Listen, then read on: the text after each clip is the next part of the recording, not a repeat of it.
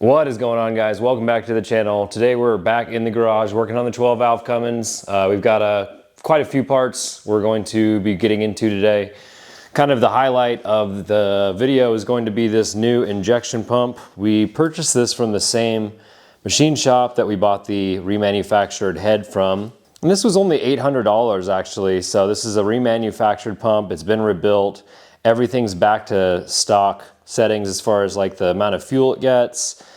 We were told that this injection pump is no longer good, so we're not going to take any chances on trying to mess with this in the truck.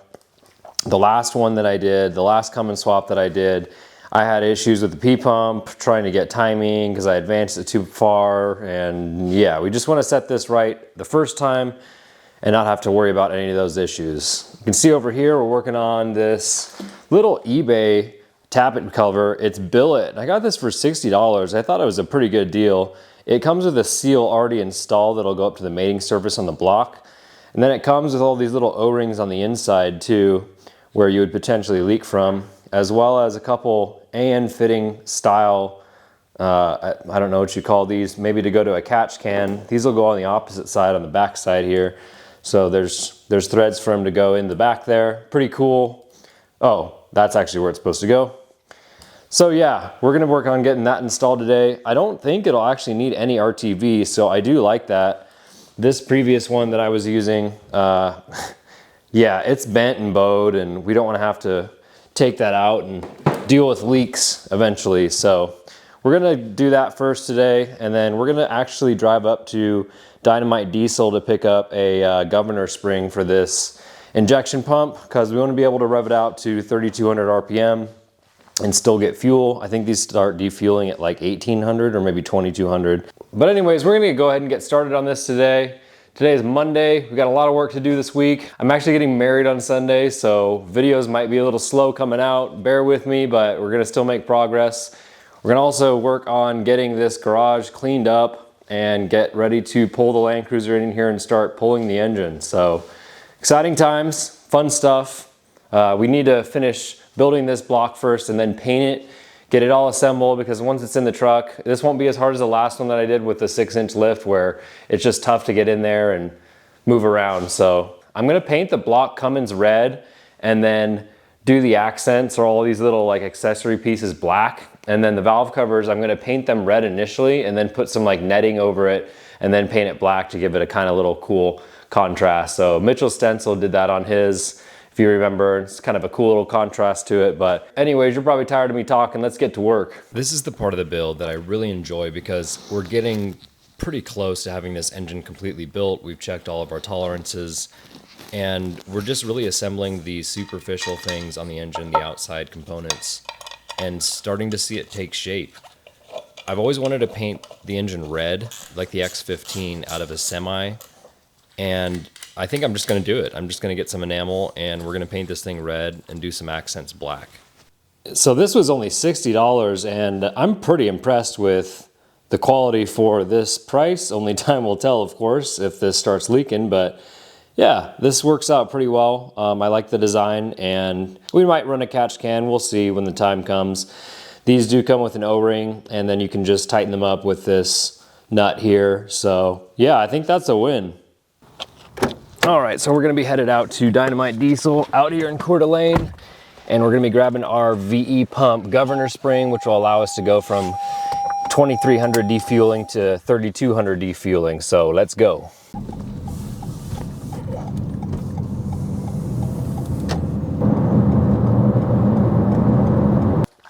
This seems like a relatively easy process, but you never know. It looks like there's a point at which you might be able to drop pieces or this piece into the innards of the fuel injection pump assembly, and we don't want that.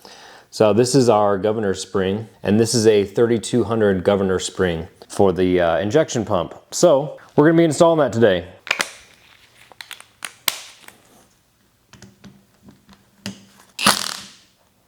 There we go, and it just broke loose. I want to be careful here. Obviously, this is a new pump. We don't want to be destroying any of this. So now we can remove this throttle assembly piece. There's a little neoprene washer.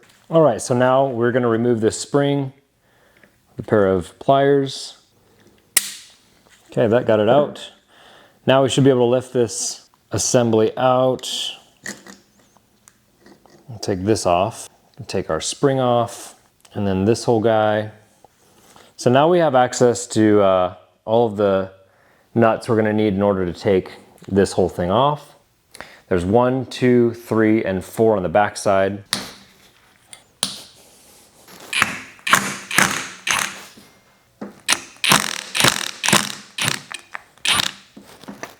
And we're going to very carefully take this spring off so we can gain access to the back side, because this part can fall off into the pump, and then it's a bad day. We don't want that to happen. This is the part right here that after this spring is off can fall down in there. There we go. Now this housing comes off, and we're going to use our finger on the back of this, because it will fall after we take this spring out. This is the only thing holding it in. Now we have our 3/8/6 spring out, and I'm almost positive that is the stock spring. We'll carefully remove this piece. So here's the stock governor spring 3/8/6, and this is the Dynamite diesel one. Regular 2300 defueling around, I forget, and then 3200. So we'll go ahead and install this the same way that we took this out. All right, that was really tedious, but we do have our governor spring installed on that second little arm there. I'm not sure what you'd call that, but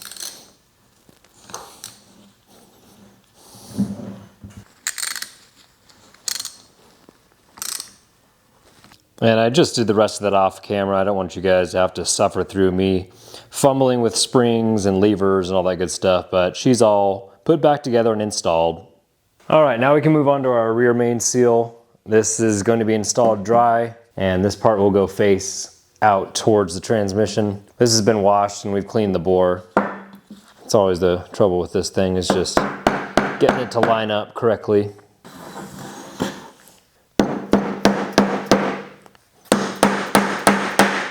And that's all installed, seated in there nicely. We'll leave that plastic ring in there for installation. It slides over the rear end of the crankshaft, and then it'll come off when you start pushing it on. So the problem with this engine stand and doing the rear main seal is that there's just not enough room to get in there as it is like this. These arms get in the way.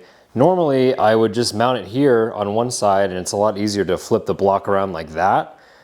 But this mounting plate right here doesn't have any holes in the center part, so I've been kind of dreading this part. I'm gonna have to lift with the lifting points with the hoist and take this whole assembly off, and then maybe set it on some wooden blocks.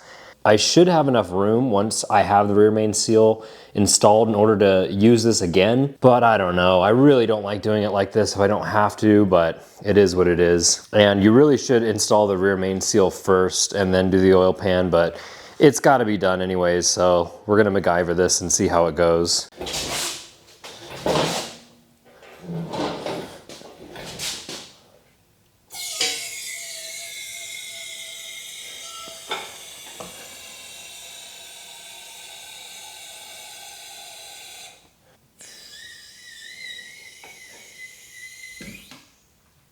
So now the block is on a couple pieces of wood, still has the hoist lift hooks on it, and now we can assemble our rear main seal that has our plastic insert in it. So we need to use this gasket. I actually didn't use this last time and it was leaking, so I just figured that since the previous kit that I had didn't come with this, that I would just RTV it. Not going to do it on this one. This block has been machined and, you know, other things, so this should work perfectly. We're gonna be using a little bit of RTV. So I would assume that since this has the Interstate McBee logo on it, that this would go this way. Not quite sure, but that's how the rest of the gaskets that I've had have gone, I believe. And if not, then I'm putting this whole thing on backwards. So we will see. So we'll go ahead and put our RTV on the back of this gasket. Now I can go ahead and get this set in place.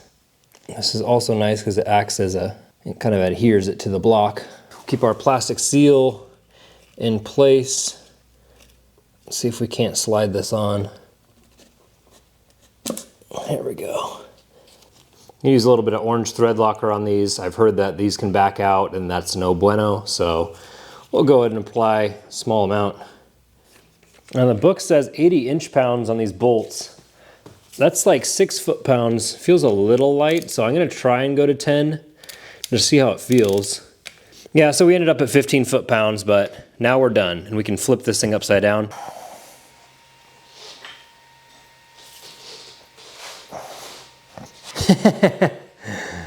Well, I guess now I can slowly lower that.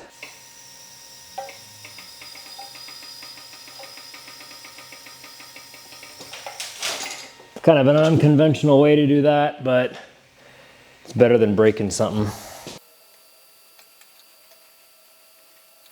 All right, so now we can install our oil pickup tube. We've got 4 bolts, and we've got this little gasket. It's gonna go over the, or in between the block and the pickup tube.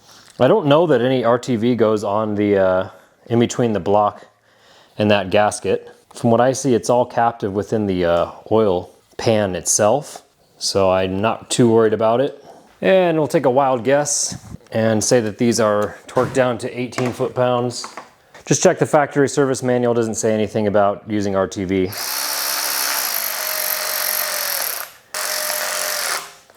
So this one I want to try and have an even bead in between each bolt hole. This RTV is really nice the way it works. It's like a caulking gun. And you want the ultra black, I forget what it's called. It's not imperative what your pattern looks like when you're first laying these beads down. It's more important how you spread it out and how much you take off and how like even you make it. Okay, now I've gone over once and I want to go over twice now and just make sure that it's even.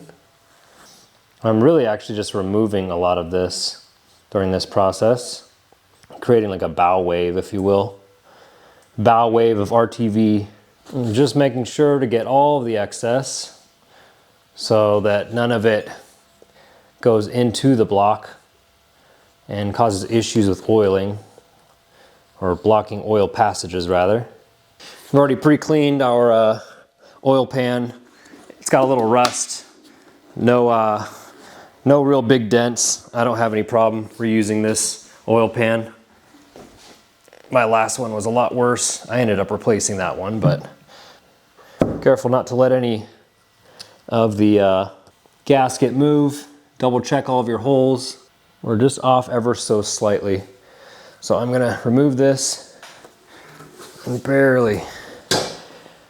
barely pull this back on this side. And then just like with everything else, when you're tightening down bolts in this pattern, make sure that you start from the inside out and then torque them down to 18 foot-pounds, thereabouts. Don't let any of them break off. All right, so I finished torquing all those down and went ahead and actually painted it. This is engine enamel, so it has kind of a really glossy finish. That'll dull over time, especially being underneath the vehicle. Plan is to just continue with the red and then add black accents with all the little accessories and such. It's not perfect, but it's better than that rusted dull color it was before. And I was thinking about it, red will actually show oil leaks a lot better, hopefully. Now we need to turn the engine back over and finish assembly. All right, so we've got this side of the block all taped up, the spots that we don't want to get any paint on it. And we're gonna go ahead and paint it, this red paint. Not sure if I'll end up going with this in the long run. We're just trying it out. It's the nice thing about paint is you can just repaint over it if you don't like it. But we're gonna hit this with red and we'll add black contrast for all the accessories. And we're gonna do something cool with the valve covers later, so here we go. I was really close to just painting it all black like I did on my last one and like most people do. But again, I really like having that red contrast and then being able to see where oil leaks come from.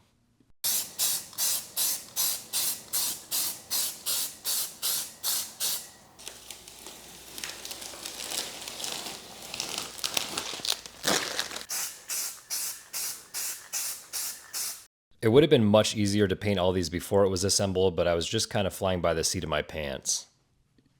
So I just wanted to show how satisfying this is. This is just an automotive or some sort of paint stripper. Yeah, this is making my life a breeze with these valve covers. So we sprayed it on, allowed it to sit for about 30 minutes, and then just watch. Okay, this one's being a little bit more difficult than the other, but for the most part, it just peels off so nicely.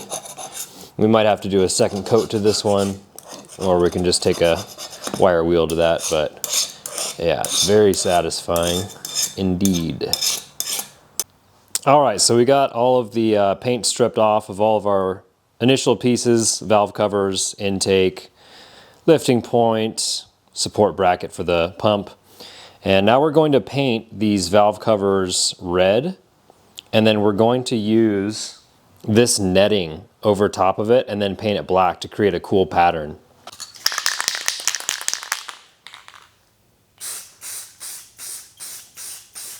All right guys, here's the final iteration on the paint.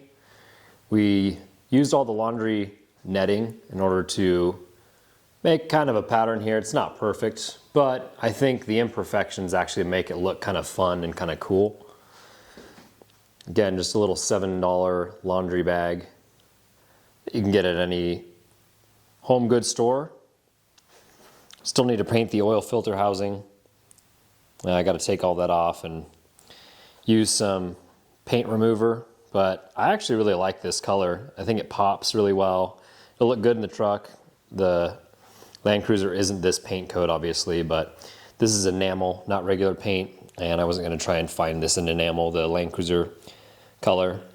We decided after talking to Matt Blum to cap off these AN fittings that would go to a catch can or just a ventilation system.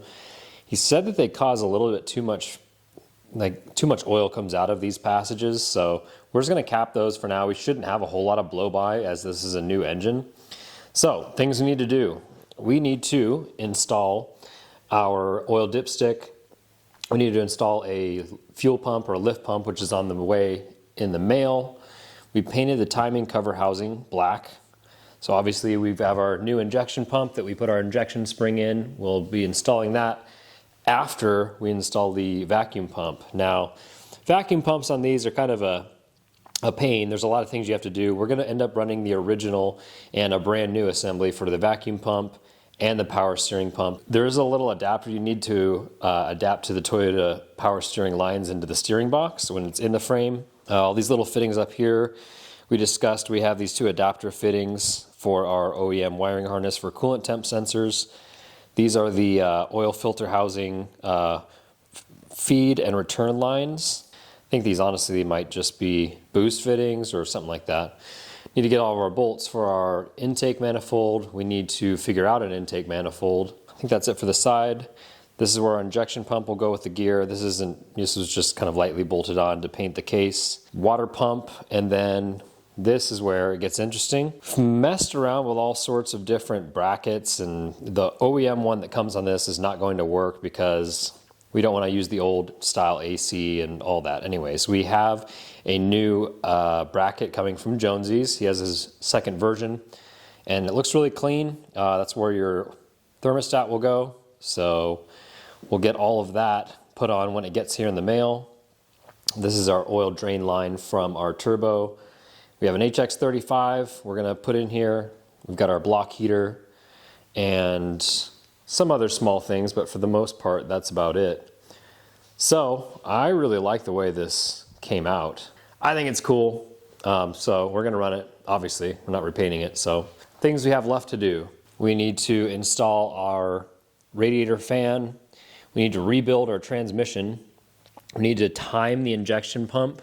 And then we have our exhaust manifold. There's the boost elbow, tail housing, and then all of our motor mounts. So these are the motor mounts that came with Dustin's kit. So these will bolt up right here. I'm not sure if this is actually passenger or driver side, but yeah, it just bolts up to there and then goes into your existing Toyota motor mounts, as well as all the transfer case, shifter, adapters, fittings, bolts, etc.